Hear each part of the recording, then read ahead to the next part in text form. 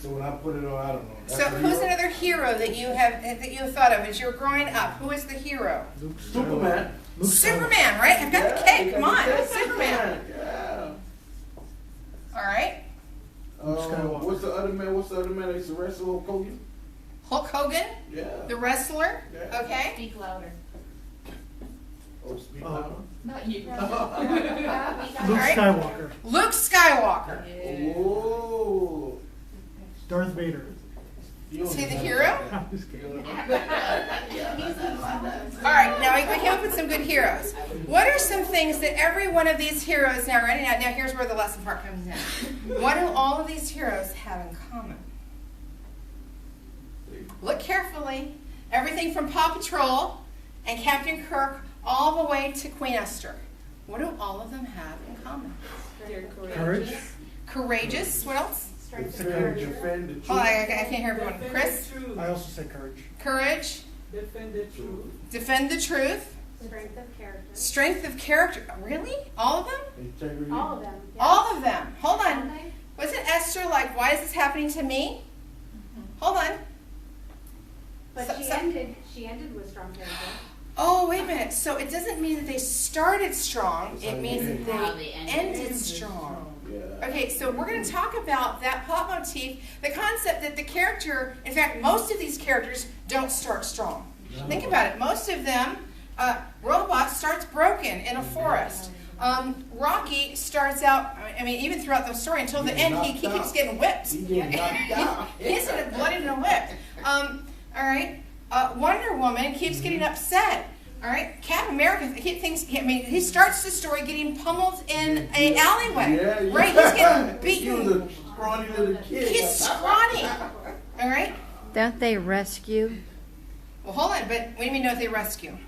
They rescue. Do they rescue? Said about other people that needed help. Who does Rocky rescue? Himself. His pride. Yeah. Rescue something. Rescue. It doesn't have to be a person. Himself. It can be a thing. Luke Skywalker rescues Princess Leia. Yeah. All right. So the thing about the hero is that they don't have to start strong, which is a really powerful way of talking to someone, because usually when you're in ministry, the people you're talking to are not feeling strong where they're at. But they need to know that there's hope. And just like every one of these heroes, the people you're going to work with, whether it is in missions or in schools or in addict recovery, every one of these lovely children of God cannot see their end because they're still in the beginning of their story. They're where the character begins. They haven't had their story happen yet. And so they're not yet where their character ends. So this is a powerful way to reach people, is to talk about a character and to talk about a story and to point out that great change that happens in a person's life and how it can change them too.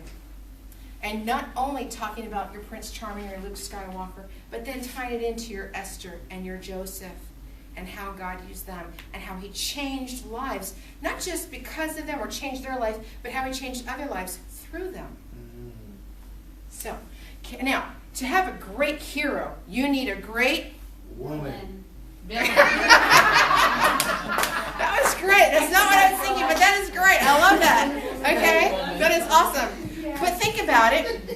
I want you to think about it. If Luke Skywalker was all alone and he's out there facing the universe and he didn't have someone to go against, his acts would not be all that heroic. So to have a great hero, you really need a great villain. You need a great villain. Oh, let's talk about some villains from it. Who are some great villains? What's that man with the what's his name? He was like a circus, whatever his name. He had that Batman was beating up. Joker. Joker's a great villain. Yeah. Okay, Joker's a great villain. Yeah. All right, who else is a great villain? Darth Vader. Darth Vader's a great villain. Jafar. Jafar, he was. Why is Jafar such a great villain?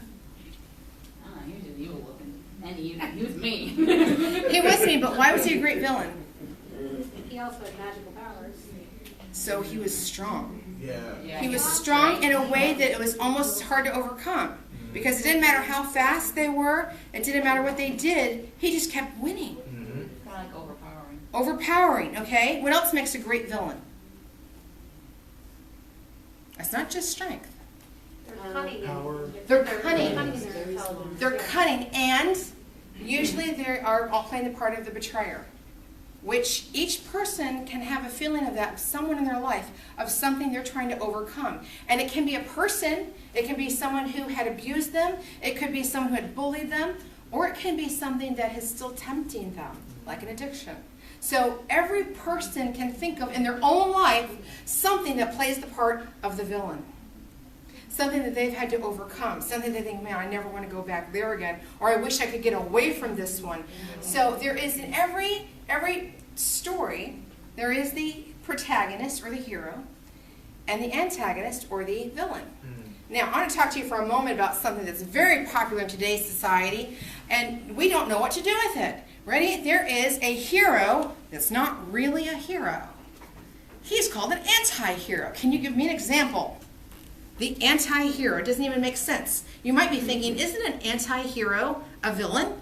The anti or the antithesis of a hero should be a villain. Yep. No, if you actually go to theaters, you will find a movie called Deadpool. Yeah, I like that movie. You like that movie? Yeah. But hold on, I want you to think about this. This is people that are supposed to be the heroes, but they do bad things. And if they were in any other movie, they would be the one that we would be shooting at, right? We would be rooting for their downfall. Get them! Right? Yeah. My great-grandmother, when I was young, she would watch WWF wrestling. It's really funny to watch a 70-something-year-old woman watch WWF wrestling because she starts to spit every time she goes, get him! Just kill him! Right? And she's rooting for the guy that she doesn't like just to go down and to suffer as he goes down.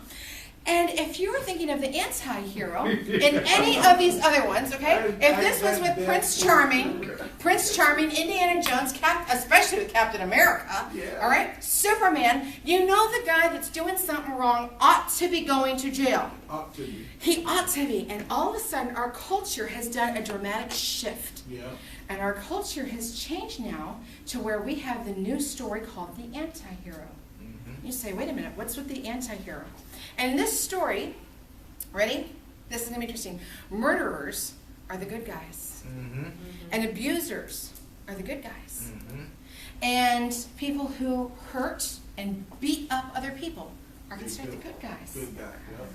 And guess what? I bet every one of you like a couple of those movies where the bad character is actually portrayed as the good guy. Ready? Historically, the dragon was the bad guy. The snake was the bad guy. Yeah. Right? The orcs and the monsters and the ogres were the bad guy. How many of you have seen Shrek? Not no more. Shrek. Shrek? Not no more. Right? Shrek is all about, right, a misunderstood ogre. Yeah. Yes! He is really soft. He's got layers. He's supposed to be soft. But he's got layers. And so all of a sudden we excuse how ogreish he is. He got good overnight. But he's good underneath. But hold on. Isn't that something that happens in our society though often? And when I have a friend of mine years ago, looked at me and she says, now Sky, she goes, it doesn't really matter if I'm on drugs. Or if I'm sleeping with a married man. Or if I'm doing, she lists off a couple other things. She goes, but deep inside, I'm really a good person. And at first I wanted to bite my tongue, but it just slipped out. I looked at her and I said, I love you, but you're not. And that was a hard conversation to have. But when someone's telling you, here, I'm doing this evil and this evil and this evil and this evil and this evil, but I'm doing good inside, I'm like, no, you're not. I love you, but you're not there yet. Because that's what our society is saying. That is a constant in our society right now. It doesn't matter what I do. YOLO, you only live once. Oh, yeah. But deep inside, I'm a good person. And Scripture says the exact opposite. Yeah. Scripture says, guess what? You stink. Right? Why? Because every single one of us under heaven has sinned. Yeah. And for our sin, we deserve death and hell. So we're not the anti-hero. We're not the hero at all. And every time we want to justify our sin, That's it. that is playing right into that culture's way of looking at the hero versus the villain. I think that's what the scripture says. In the later day, they're going to call evil good and good evil. Yes, and we're there. And we've been there for a long time. And our movies are there, and our stories are there, and our comic books are there, and our children are playing video games that are there. Yeah. And we're saying, ready? Grand Theft Auto. Uh-oh. That's something I want to teach my children how to do. Steal cars for a living. Shoot at people. Okay? How to shoot at people and steal cars. Why are we thinking that that is the hero's job? When I was growing up, you would play cops and robbers, right? And cops and robbers, no one wanted to be the robber because everyone knew that that kid was going to somehow end up at the bottom of the pile of all the kids jumping on him, right? Or my mom had gotten us lightsabers, and no one wanted to be Darth Vader. Why? Because everybody knows that Darth Vader's going to lose a hand, and then he's going to die. Okay? And so everybody knew that's how the story's supposed to go. And yet our stories are changing. And so once you look at your stories, you're going to be looking at what are the characteristics of your hero, what are the characteristics of your villain? How does the hero overcome the villain? And is your hero one that was once a villain?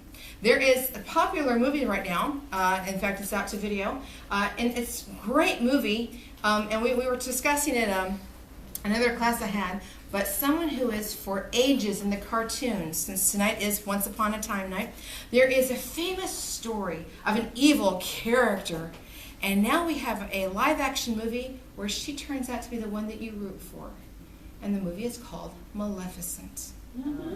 Why? That is the evil witch queen, witch queen, in Sleeping Beauty. And instead, now we are rooting for Maleficent. Oh, she had a reason to be bad. She had a Don't reason. they have a movie? Don't they got a movie? There's a movie called Maleficent. It's already out on DVD for kids. It's for kids. And now we're going to teach our kids, there's a reason why you can be bad. And there's a reason why if you're hurt bad enough, you have reason to hurt others pretty bad. In fact, you even have reason to hurt children. And you have reason to hurt those who hurt you and get vengeance. Now that's not what God says though. God says vengeance is mine. You leave that alone. And yet we're teaching an entire culture that now we're changing the roles of what's a hero and what is a villain. The villains are good. So what does that mean about the heroes? The heroes we downplay. How many of you have noticed that in the last 7 years, especially the last 7 years, that our TV shows are different, even our stories, our TV shows are different. Who are the main heroes now? I want you to think about teen fiction for a moment. If you've seen the TV movie posters, even if you haven't gone to see the movies. Ready? Hunger Games. Who's the hero? If y'all have seen Hunger Games, the girl with the arrow. Katniss Everdeen. There's a movie out, a whole series of books called Divergent. With the girl number is Triss. Okay. Matched, Crossed, Reached. It's still a girl. Okay. There are more and more and more heroes where the girls are the heroes, the women are heroes, are the smart ones, or the strong ones. You go, where are the men? They in the background. No. I would have no problem if you had a story where there was, hey, Deborah was a strong woman and there was a man in the background. I don't have a problem with that. But the men are portrayed differently. They're not just in the background. They die. Not just die. They're portrayed as stupid. Weak. Now we're all of a sudden we're saying that women can only be strengthened by demeaning the hero.